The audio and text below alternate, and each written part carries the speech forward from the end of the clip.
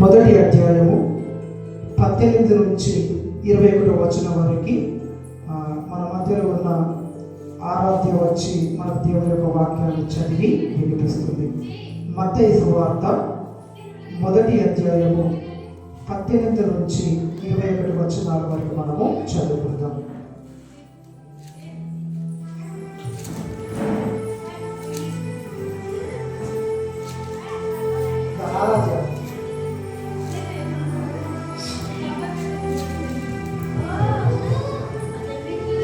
మొదటి అధ్యాయము 18 నుంచి 21 వచనాలు.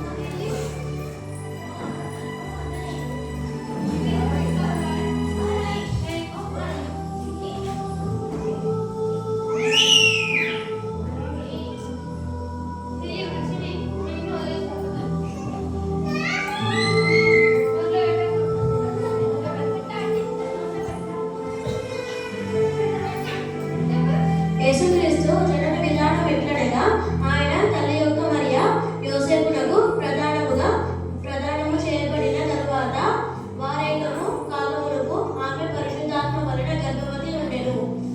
ఆమె భర్త అయిన యోసేపు నీతిమంతుడై ఉండి ఆమెను అవమానించబడినట్లుగా రహస్యముగా ఆమెను విడనాడి ఉద్దేశించెను. అతడు ఆ సంగతులను గూర్చి ఆలోచించుకొని కూర్చుండగా ఇదిగో ప్రభువు దూత స్వప్నమందు అతనికి ప్రత్యక్షమై, దావీదు కుమారుడైన యోసేపు, నీ భార్య అయిన మరియను చేర్చుకొనుటకు భయపడుకుము. ఆమె గర్భము ధరించినది పరిశుద్ధాత్మ వలన కలిగినది. ఆమె కుమారుని కట్టును. తన ప్రజలను వారి పాపముల నుండి ఆయనే రక్షించును. కనుక ఆయనకు యేసుని పేరు పెట్టబడెను. దేవుడి మాటలు దీవించుగాక. కొద్ది సమయం దేవుని యొక్క వాక్యాన్ని మనం ధ్యానం చేద్దాం. ఈరోజు ప్రపంచవ్యాప్తంగా ఉన్నటువంటి క్రైస్తవులు క్రీస్తు జన్మదినమును పురస్కరించుకొని వారు ఆనందంతో సంతోషంతో వారు సంబరాలు చేసుకుంటూ ఉంటుండగా మరి మనము కూడా యేసు క్రీస్తు ప్రభు ఎందుకు ఆయన లోకంలోనికి రావాల్సి వచ్చింది, ఆయన ఎందుకు ఈ లోకంలోనికి మరి మానవ రూపిగా దిగి రావాల్సి వచ్చింది అనేటువంటి విషయాన్ని మనం చూసి ఆ తర్వాత ప్రార్థన చేసుకుంటాం. కొద్ది నిమిషాలు మన దేవుని యొక్క వాక్యాన్ని ధ్యానం చేద్దాం. ఆ వాక్య భాగంలోనికి వెళ్ళక ముందు ఒక చిన్న స్టోరీని మనం ధ్యానం చేద్దాం. ఒక వ్యక్తికి 4 భార్యలు ఉన్నారట. ఒక వ్యక్తికి 4 భార్యలు ఉన్నారట. ఆయన తన జీవిత కాలంలో ఎక్కువ సమయాన్ని, అలాగే తన జీవిత కాలంలో సంపాదించిన దాంట్లో ఎక్కువ సంపాదనను తన 4వ భార్యకు ఆయన ఖర్చు పెడుతూ వచ్చారట. దాదాపుగా ఒక 60% తన జీవిత కాలంలో తన ఆయుష్ను, అలాగే తను సంపాదించినటువంటి ఆ సంపదలో కూడా 60% వరకు మరి ఆయన తన 4వ భార్యకు ఖర్చు పెట్టుకుంటూ వస్తూ ఉన్నారట.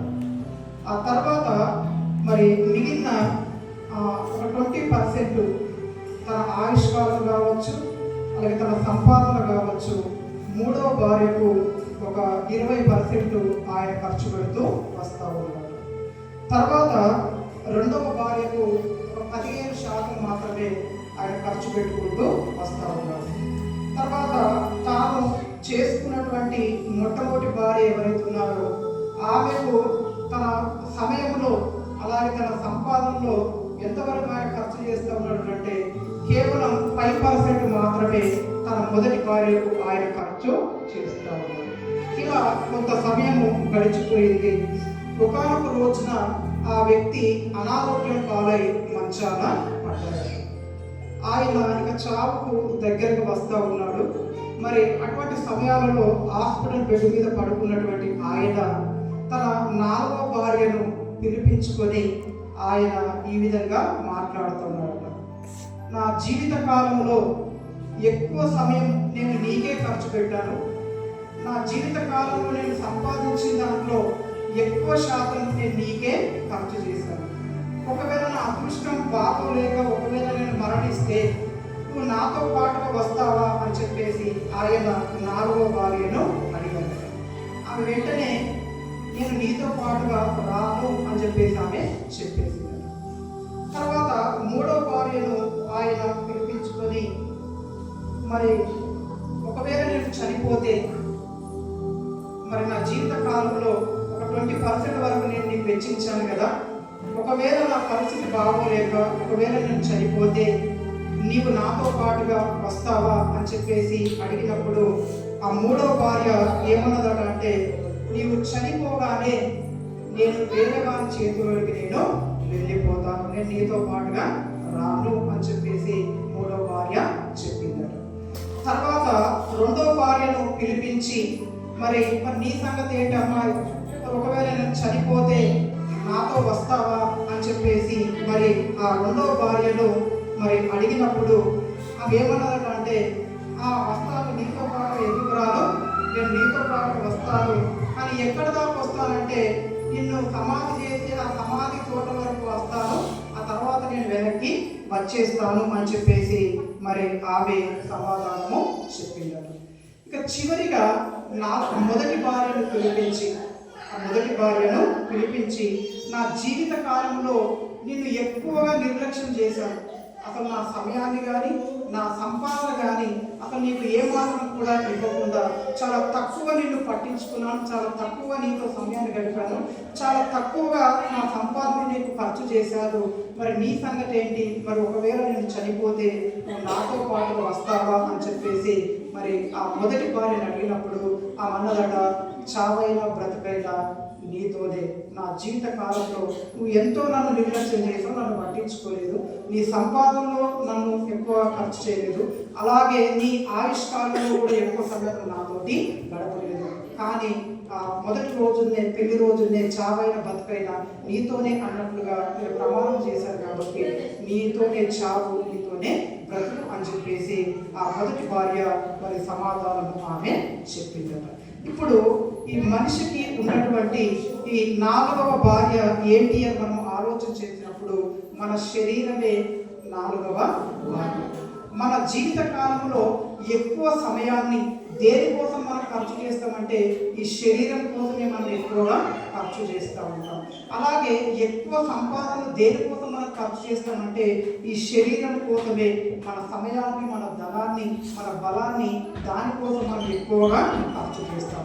సరే, ఇంత ఖర్చు చేస్తూ ఉన్నాం కదా ఈ శరీరం కోసము, మరి చివరిగా నువ్వు చనిపోయిన తర్వాత ఈ శరీరం నీ వెంట వస్తుందా అంటే ఆ శరీరం నీ వెంట వచ్చేది కాదు. అలాగే 3వ భార్య ఏంటి అని మనం ఆలోచన చేసినప్పుడు మనం సంపాదించినటువంటి ఆ ధనం ఏదైతే ఉందో, మనం సంపాదించినటువంటి వెండి బంగారాలు ఏవైతే ఉన్నాయో, మనం సంపాదించినటువంటి ఇల్లు, వాకిలు, పొలాలు అవి ఏవైతే ఉంటున్నాయో అవి కూడా అవి మన వెంట వచ్చేవి కాదు.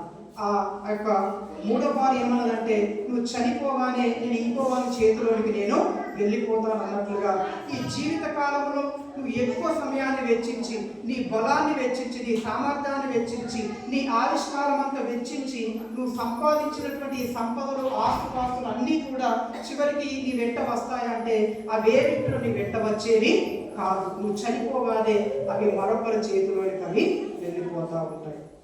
అందుకే బ్యాంకులో మనం డబ్బులు ఫిక్స్ చేసేటప్పుడు కదా, మనం అప్లికేషన్ ఫామ్ అంతా ఫిల్ చేసిన తర్వాత నామినీ దగ్గరకు వచ్చేసరికి అమ్మ ఎవరి పేరు పెట్టమంటావు అంటారు. అంటే కారణం ఏంటంటే, అమ్మ ఏదో రోజు నువ్వు చస్తావు, నువ్వు చచ్చిన తర్వాత నువ్వు ఫిక్స్ చేసి నీ డబ్బులు నీ వెంట రావు, కాబట్టి నీ తర్వాత ఇవి ఎవరి చేతిలో పెట్టమంటావు, నీకు ఆస్తుపాస్తులు అని చెప్పేసి వాడు నామినీ కింద ఎవరి పేరు రాయమంటావు అని చెప్పేసి అడుగుతూ ఉంటారు. కాబట్టి మన జీవిత కాలంలో ఎక్కువ సమయాన్ని, మన యొక్క ఆవిష్కారాన్ని వెచ్చించి సంపాదించినటువంటి ఆ వెండి బంగారాలు, డబ్బు, ఆస్తుపాస్తులు ఇవేవి కూడా మన వెంట వచ్చే, మనం చనిపోగానే అవి వేరే వారి చేతుల్లోకి అవి వెళ్ళిపోతూ ఉంటాయి. అలాగే మరి 2వ భార్య ఎవరు అని మనం ఆలోచన చేసినప్పుడు మన బంధువులు కావచ్చు, మన స్నేహితులు కావచ్చు, మన రక్త సంబంధికులు కావచ్చు, లేదా మన కులము, మన పాలనలో ఎవరైనా కావచ్చు, మన స్నేహితులు కావచ్చు, వారు 2వ భార్యకు మనం చూసినప్పుడు మరి వీరి కొరకు కూడా మన జీవిత కాలంలో ఎంతో సమయాన్ని, ఎంతో ధనాన్ని వారి కోసం మనము వెచ్చిస్తూ ఉంటాం. మరి మనం చనిపోయిన తర్వాత మరి వారైనా మన వెంట వస్తారా అంటే ఆమె చెప్పినట్లుగా అవును వస్తాను, ఎప్పటిదాకా వస్తాను, ఆ సమాధి స్థలం వరకు, సమాధి తోట వరకు వస్తాను, అక్కడ నుంచి మనం వెనక్కి తిరిగి వస్తాను అన్నట్లుగా వాళ్ళు ఎంతవరకు వస్తారంటే ఈ సమాధి వరకు వస్తారు, ఇంత మట్టో ఇంత కట్టో వేసి మన వాళ్ళు వెనక్కి వెళ్ళిపోతారు. చివరిగా ఆ మొదటి భార్య ఏంటి అంటే మన ఆత్మ, మన ఆత్మీయ జీవితం. ఇదే మన వెంట వచ్చేది, ఇదే మనతో నిత్యము ఉండేటువంటిది. కాబట్టి మన జీవిత కాలంలో దేనిని ఎక్కువ మనం నిర్లక్ష్యం చేస్తామంటే మన ఆత్మీయ జీవితాన్ని మనం ఎక్కువగా మనం నిర్లక్ష్యం చేస్తూ ఉంటాం. ఎక్కువ సమయాన్ని దేనికోసం మనం వెచ్చిస్తామంటే ఈ శరీరం కోసం, ఈ లోక సంబంధమైన వాటి కోసం మనం ఎక్కువగా మన సమయాన్ని, మన ధనాన్ని వెచ్చిస్తూ ఉంటాం. ఎక్కువ మనం దేన్ని నిర్లక్ష్యం చేస్తామంటే మన ఆత్మను, మన ఆత్మీయ జీవితాన్ని, మన వెంట వచ్చేటువంటి ఆ ఆత్మీయ జీవితాన్ని మన జీవిత కాలంలో మనం ఎక్కువగా మనం నిర్లక్ష్యము చేస్తూ ఉంటాం. కాబట్టి ఈ మధ్యాహ్న కాల సమయంలో మరి యేసుక్రీస్తు ప్రభు ఆయన ఎందుకు వచ్చాడు, ఎందుకు ఈ లోకానికి దిగి రావాల్సి వచ్చింది అంటే ఆయన ఏదో మతాన్ని స్థాపించడానికి కాదు, ఇక్కడ మత మార్పులు చేయడానికి అసలే కాదు, కానీ మరి నీ ఆత్మకు నిత్య జీవాన్ని ఇవ్వడానికి యేసుక్రీస్తు ప్రభు ఆయన శరీరధారిగా ఈ లోకంలోకి దిగి రావాల్సి వచ్చింది. అందుకే మనం చదువుకున్నటువంటి మాటలో మరి పాపులను మరి రక్షించడానికి తన ప్రజలను వారి పాపముల నుండి ఆయనే రక్షించును గనుక ఆయనకు యేసు అని పేరు పెట్టబడును. అంటే యేసుక్రీస్తు ప్రభు ఆయన ఎందుకు ఈ లోకానికి దిగి రావాల్సి వచ్చింది? సర్వశక్తిమంతుడైన దేవుడు, సర్వలోకాన్ని సృజించినటువంటి ఆ ఆత్మ స్వరూపి అయినటువంటి దేవుడు ఎందుకు ఈ భూమి మీదకి దిగి రావాల్సి వచ్చిందట అంటే మరి మన ఆత్మలను రక్షించడానికి, మన పాపం నుంచి మనల్ని విడిపించి మనకు నిత్య జీవాన్ని పరలోక రాజ్యంలో స్వాస్థాన్ని అనుగ్రహింప చేయడానికి యేసుక్రీస్తు ప్రభు ఈ లోకంలో దిగి రావాల్సి వచ్చింది. అలాగే బైబిల్ గ్రంథంలో మనం చూసినప్పుడు యోహాను సువార్త 1వ అధ్యాయము మరి 14వ వచనంలో మనం చదువుకున్నప్పుడు ఆ వాక్యమట శరీరధారి అయి కృపా సత్య సంపూర్ణునిగా మన మధ్య నివసించను అనేటువంటి మాట మనము చూస్తూ ఉంటాం. దేవుడు కృపా సత్య సంపూర్ణుడిగా ఆయన ఈ భూమి మీదకి దిగి వచ్చినటువంటి రోజు కనుక ఈ ప్రపంచమంతా కూడా వారు సంబరాలు చేసుకుంటారు. పాపమైన మమ్మలను రక్షించడానికి దేవుడు ఈ భూమి మీదకి సర్వలోక రక్షకుడిగా దిగి వచ్చినటువంటి రోజు కనుక ఆ సంతోషకరమైన దినముగా ఈ ప్రపంచమంతా కూడా సంబరాలు చేసుకుంటూ ఉంటున్నారు. కాబట్టి యేసుక్రీస్తు ఎవరట అంటే ఆయన కృపా సత్య సంపూర్ణమైనటువంటి దేవుడు. ఈ లోకంలో ఒక స్కూల్లో ఒక టీచర్ ఎగ్జామ్ పెట్టినప్పుడు ఒక స్టూడెంట్కు మాకు 35-36 మార్కులతో పాస్ కావక ఒకవేళ ఆయన ఎగ్జామ్ రాసినప్పుడు ఒకవేళ 35 మార్కులు వస్తే పాస్ అనుకుంటే ఒక స్టూడెంట్కి 35 మార్కులు వచ్చాయనుకో, అప్పుడు ఏం చేస్తుంది ఒక టీచరు, సరే ఒక్క మార్కుతో వాళ్ళ జీవితం ఎందుకు పాడు చేసిందని చెప్పేసి ఒకవేళ 1 మార్క్ కలిపి మొత్తం మీద 36/100 వేసేసి వాళ్ళు మొత్తం మీద రిటర్న్ చేసినప్పుడు అప్పుడు ఆ టీచర్లో మనకు ప్రేమ కనిపిస్తుంది, జాలి కనిపిస్తుంది, దయ కనిపిస్తూ ఉంది. అని ఎందుకులే పాపం ఒక్క మార్కుతో వారి జీవితం ఎందుకు ఒక సంవత్సరం వెనక్కి నెట్టాలి, కాబట్టి ఒక మార్కు ప్లస్ చేసి మొత్తం ముందుకు పంపించేద్దామని చెప్పేసి ఆ టీచర్ అలా చేసినప్పుడు ఆమెలో మనము దయను చూస్తాం, కనికరమును చూస్తాం, ప్రేమను చూస్తాం, కానీ సత్యం విషయంలో అవి తప్పిపోయినట్లు మనం అక్కడ చూస్తూ ఉంటాం. అలాగే మరొక స్టూడెంట్ విషయంలో మరి ఆయనకు 33 మార్కులు వచ్చినాయి, ఆమె 33 లేదా 35 మార్కులు వచ్చినాయి, ఆమె 35/100 వేసేసి నువ్వు ఫెయిల్గా అని చెప్పేసి ఆమె అలా రాసిపెట్టింది. ఇప్పుడు ఆ పేపర్ రాసినటువంటి స్టూడెంట్ ఏమనుకుంటాడంటే నా పేపర్ పోయి ఎవరి చేతిలో పడ్డదో కదా, ఆ పేపర్ దిద్దినటువంటి మేడంకో సార్కో ఏమాత్రం జాలి లేదు, ఏమాత్రం కనికరము లేదు. ఎందుకంటే ఒక్క మార్కు కలిపితే ఏం పోయిందా, ఆమె మూల్యమన్నా పోయిందా కదా, ఒక్క మార్కు కలిపితే నేను పాస్ అయిపోతాను కదా, ఇంటికి వెళ్ళిపోతాను కదా, ఆమె ముళ్ళేమన్నా పోయిందా అని చెప్పేసి ఆయన తిరుగుతాడు. అంటే ఆమెలో సత్యం కనిపిస్తుంది. ఆయనకు వచ్చిన మార్కులన్నీ 35 మార్క్స్, కాబట్టి ఆమె 35/100 వేసింది, నువ్వు ఫెయిల్యూర్ అని చెప్పేసి పేపర్ అక్కడ పడేసింది.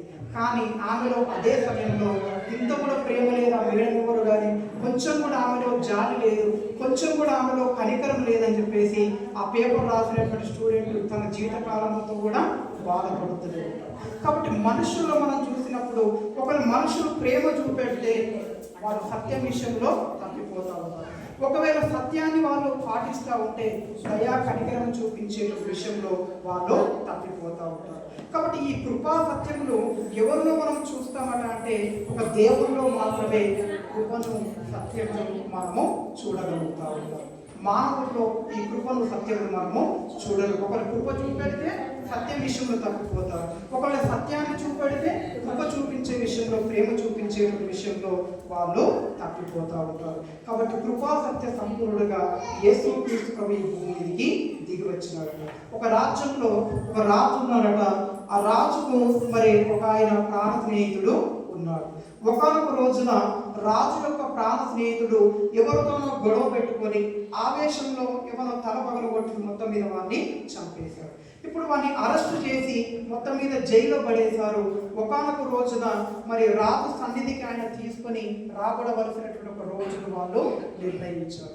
ఈ దేశంలో ఉన్నటువంటి ప్రజలందరూ ఏమనుకుంటా ఉంటున్నారు అంటే రాజు ఖచ్చితంగా తన ప్రాణ స్నేహితుడు కాబట్టి ఖచ్చితంగా ఆయన తన కనికరాన్ని, తన ప్రేమను చూపించి ఏదో రకంగా కదా చట్టం ఆయన చేతిలో ఉంది, ఆయన ఏది తీర్పు తీరిస్తే అదే చెల్లుబాటు అవుతుంది.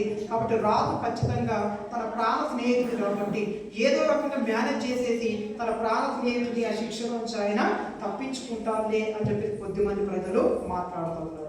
మరికొంతమంది ఏమంటా ఉన్నారంటే ఎంత ప్రాణ స్నేహితుడైనంత మాత్రం చట్టాన్ని తప్పిపోతాడా, ఎంత ప్రాణ స్నేహితుడైనంత మాత్రం చట్టాన్ని తప్పిపోవద్దు కదా, రాజు అనేవాడు నీతిమంతుడై ఉండాలి, న్యాయవంతుడై ఉండాలి, సత్యవంతుడై ఉండాలి కదా, మరి ఏ విధంగా ఆయన పక్షపాతం చూపెడితే ఆయన రాజుగా ఉండడానికి ఎట్లా అని చెప్పేసి మరికొంతమంది ప్రజలు వీళ్ళకి రెండు రకాలుగా వాళ్ళు సంభాషణ చేస్తూ ఉంటున్నారు. ఒకనొక రోజున ఇక ఆ యొక్క ప్రాణ స్నేహితుడికి తీర్పు తీర్చిపోయే ఒక రోజు రానే వచ్చింది. ఆ దేశంలో ఉన్న ప్రజలందరూ కూడా ఆసక్తితో ఎదురు చూస్తారు.